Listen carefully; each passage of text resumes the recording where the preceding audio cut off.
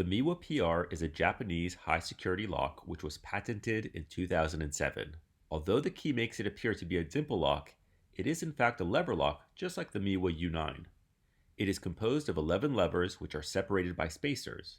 Each lever is installed on an internal rod in one of two directions, from the left or from the right. In this lock, levers 3, 6, 7, 9, and 10 are left levers, and the rest are right levers. When we examine a cross-section of the PR, we can see the spacers and two rods, one which serves as the axis upon which the levers rotate, and the other which holds the spring which interacts with the lever. This cutout in the spacer, highlighted in green, is where the sidebar may retract into. Let's install a lever in the left orientation along with its spring.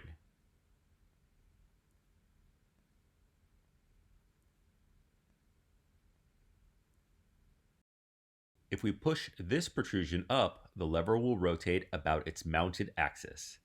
This will move its true gate such that it can align with the sidebar.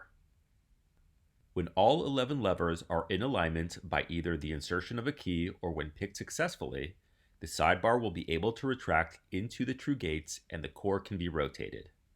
Let's look at the levers in more detail. There are two types of levers found in the PR, top levers and side levers. They are differentiated by the direction of their protrusion that enters the keyway, which is highlighted in blue. In the original patent, there were 4 top levers and 3 side levers described. In the MIWA catalog, they claim 4 top levers and 2 side levers. So how many levers are there? Well, there are actually 5 top levers and likely 2 side levers. It is possible that there is a third side lever, but I have not actually seen one. The top levers are numbered 0 through 4, with 0 being a maximum lift and 4 being a minimum lift. Each lever has a true gate, serrations, and a false gate. If we rotate the top levers so that their true gate is in the 6 o'clock position, in line with the sidebar, then superimpose a spacer over the lever, we can see the relative set position of the top levers. The side levers only have one true gate and no false gates or serrations. If we rotate the side levers so that their true gate is in the 6 o'clock position, in line with the sidebar, and once again superimpose a spacer over the lever, we can see the relative set position of the side levers. Let's take a look at how to best pick these levers. The MIWA PR has a complex keyway. Therefore, there are some fairly specific ways to tension the lock and maneuver your pick to set the levers. The best way to tension this lock is from the center with a shortened bottom of the keyway tension wrench. The side lever is easy to set using the heel of the dimple pick in a lateral motion. They pop rather easily into their true gates. It is possible but difficult to overset them. The best way to pick the top levers is by orienting the shaft of the dimple pick in the bottom lateral position of the keyway with the flag oriented towards the middle. The flag is then rotated upwards to engage and set the levers. The most difficult lever to pick is the max lift lever. This is because it has to be set very high in the keyway. If there is a min lift lever in front of it, it is easy to overset that min lift lever. Commercially available dimple picks, such as the multi-pick number 10 that fit into the keyway, do not engage well with the max lift lever. If you rotate the pick to the 12 o'clock position, you can see that the true gate does not quite align with the sidebar groove. In order to set that lever, you need to push it up. This actually risks oversetting the levers before it. So what's the best way to set the max lift levers? Either by making a custom pick or performing a new technique that I wanted to debut in this video called the scoop. So what's the scoop, you ask? Once a max lift lever is partially set in the traditional manner, the pick is repositioned closer to the center of the keyway, then rotated downward between the spacers to engage with this small hidden protrusion in the lever. With an outward rotation and a slight lateral motion, the max lift lever can be easily set. This same maneuver can also be used to jiggle test the higher lift levers. Okay, let's get to picking. So I'm going to be using a modified Peterson hook number 1 for the right side and a multi-pick number 10 dimple pick on the left side. Each pick has its advantages and disadvantages. The Peterson number 1 is great because it can easily and directly set the maximum lift lever, but it's guaranteed to overset any minimum lift lever. There are no minimum lift levers on the right side, which is why it's a great choice for that right side. The multi-pick 10, on the other hand, will not overset minimum lift levers, but cannot directly set maximum lift levers. Since there is a minimum lift lever in position 3 on the left side, I'll be using that multi-pick on the left side and setting the maximum lift lever in position 6 with the scoop maneuver. I could in theory use the multi-pick 10 for the whole lock, but I really like the sturdiness and predictability of the Peterson when the bidding allows for it.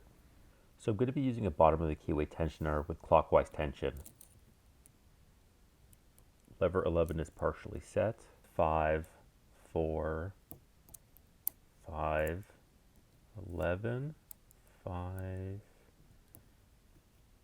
2, 1. That's back to 11.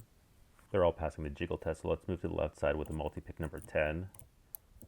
Side lever 7 and top 9 are loose. Trying to set number 6 right now. It feels partially set.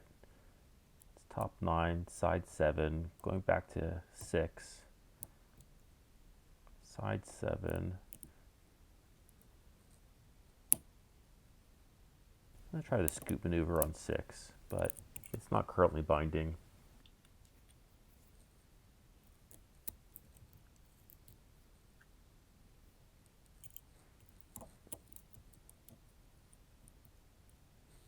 Side lever 10 is binding, so I'm using the heel of that dimple pick to set it, and it's set. Click at a 9. 7 is loose. I'm going to go back to the right side with that Peterson number 1 hook, going to the back, trying to set lever 11, but there's this intense binding. I just can't rotate my pick. Let's see. 5 is fine. 4 is bound. It is not letting go. I'm going to try to release a little bit of tension with the hopes that I'm not going to drop everything. Try to set that number 4, and a lot of stuff just dropped. Going back to 11, which now feels set, and 5. I'm going to go back to the left side with a multi-pick number 10. Okay, going to try to set number 6. Couple nice clicks. Going to number 9.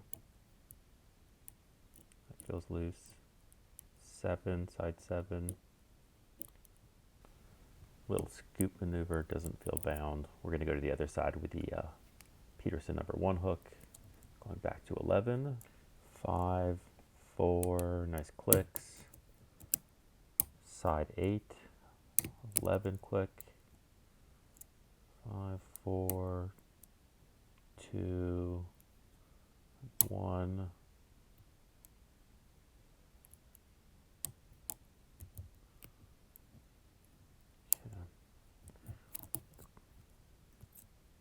Just checking everything one more time. We're going to go back to the left side with the multi-pick number 10. Side 10 is binding and set. It's number 9. Click.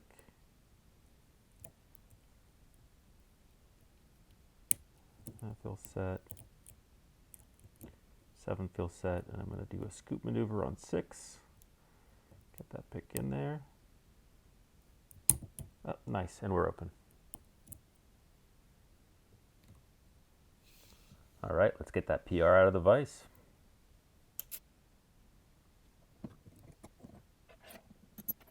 Set everything aside. And that is clearly picked. It's rotating, and let's lock that back up. Use a key, take out the core, dump out the springs and sidebar, and here is the sidebar in all of its glory. Put that back down. It's the back with the springs and the front with the levers. So you can see all the true gates aligned. If I can get that in focus. Take out the key, put it back in, they're all aligned. Let's do that one more time because it just looks awesome.